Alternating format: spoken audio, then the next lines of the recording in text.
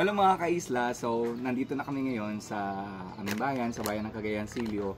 Umalis kami kahapon ng Puerto 12 noon at nakarating kami dito sa Cagayan Silio ay 4 AM. So wala pa kaming tulog, nabasa kami ng ulan kaninang hating gabi.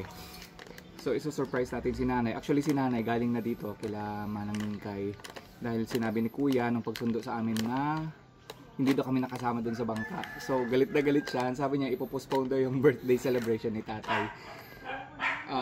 Ngayon, i-surprise natin sila. Maghatid ako ng pasalubong. Let's go!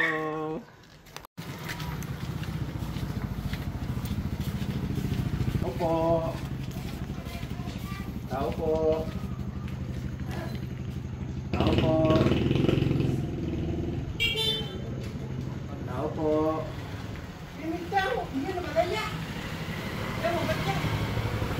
Tao po. Good morning.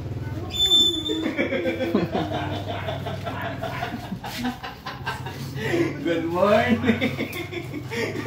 Naiwan daw ako. Good morning.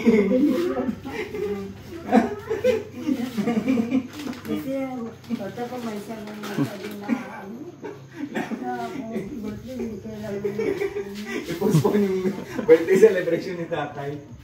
Tulog pa si tatay. Good morning. Tao po. Butak postpone ko. Si Isen. God bless. Papakis mo na ako. Mag-birthday na. Papakis mo na ako. Love you. Isang araw lang. Yung mangon na.